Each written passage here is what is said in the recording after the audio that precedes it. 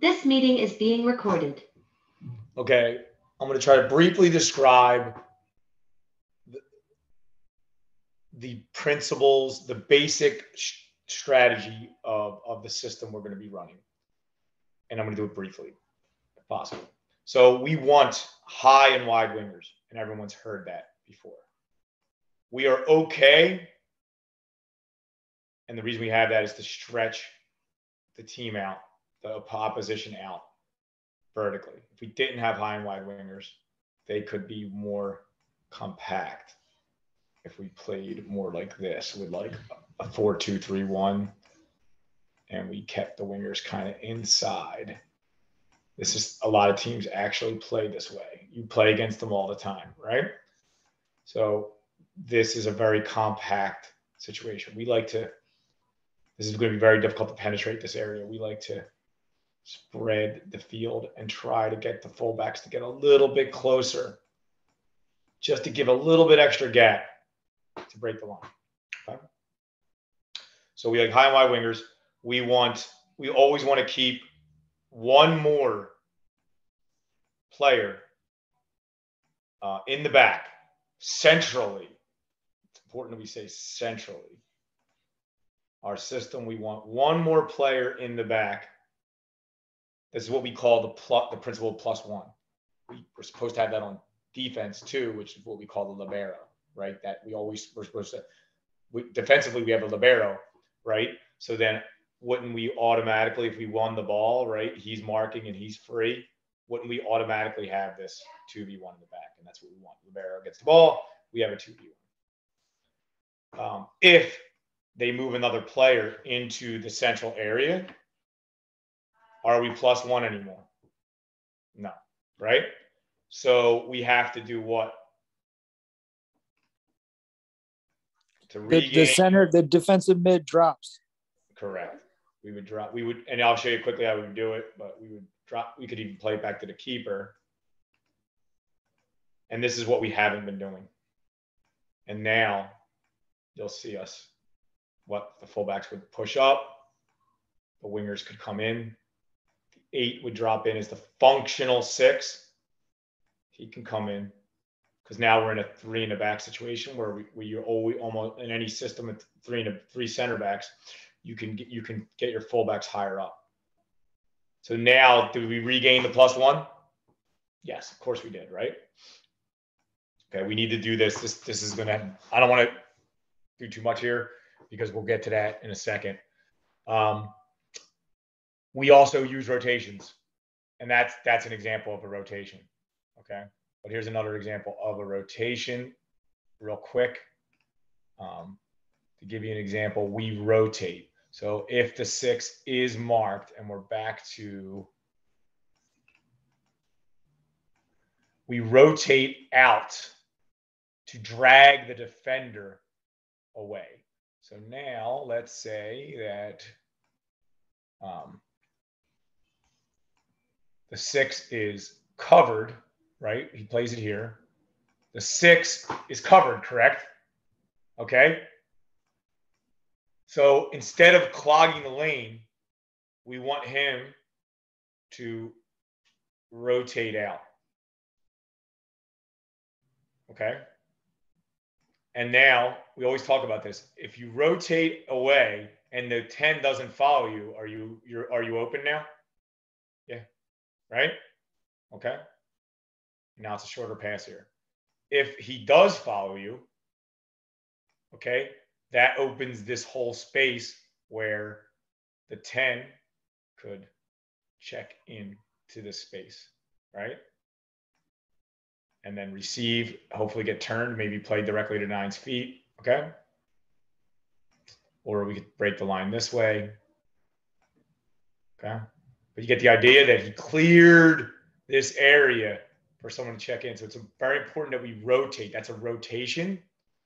It's very important that we rotate when we're marked. Okay. Another thing that could be done is just a simple, if he's kind of marked, you could play it at a 6. What'll happen? The 10 will come to him. He touches it back and then rotates out. And hopefully he gets followed now. And then we open it up. Okay. Too many guys try to take that ball, and we don't like doing that, and take that ball, and they try to hold the ball there. This is a mistake. One touch it, rotate out, we clear the space, somebody else rotates in. Okay? Okay? All right. So our system is based on, we have high and wide wingers, and we do a lot of rotations. We try to penetrate more so than probably most teams. We're going to always be looking to penetrate. And the reason that our system can have even more penetration, we have more opportunity for penetration, is it ties into our defense. Our defense is right up on players. Our defense is right up on players. So it's much, we've talked about this, it's much easier to penetrate, right? When you're so close and we win the ball, all right? And we win the ball, this is an opportunity to,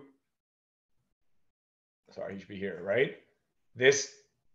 He's so close to this guy, you can literally just play the ball in and he can run onto it because he's so close. He can win a foot race. Instead of him being back in his zone, we look to penetrate. So that's ruthless penetration is the way I like to say it.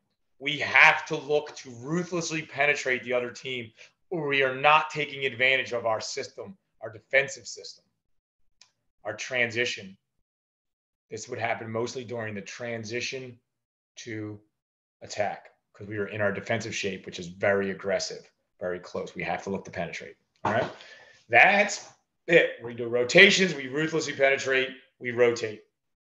This is where that's our signature. High and wide wingers to spread the field. Okay. +1 in the back. That is our system in a nutshell. Any questions? And then we push up the 8 and 10. Let's go back to here. Another basis of it is we empty out the middle. We push the 8 and 10 out. Okay? We push the 8 and 10 up to get, what does that give us at the front? Numerical superiority. Correct. We strive for numerical superiority on their back line. What's the most valuable real estate? Here, and here. Do we have numerical superiority there? Yes, we do. This puts immense pressure on the other team to not screw up and to not have a high line. We're going to get to that eventually, but like, this is what we do. Can these players check in? Okay. If you know, let's say he comes over, we play it. Okay. The 10, right, is almost a forward, but can he just check in front of this guy? Why not? Right? So it's as if we simultaneously exist. We want to put pressure on their back line to force them to back up, to scare them.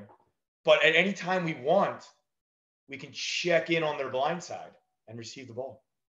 So we're trying to get the best of both worlds. We empty this middle out so that we can put pressure on the back line and then check in there anytime we want. We have the best of both worlds. The wide players can check in anytime they want into that space. So we try to like simultaneously live in two different worlds, putting immense pressure on them on the outside. Look, we have double wide players on both sides. We have superiority anytime we want on the outside. Ball goes here. We now have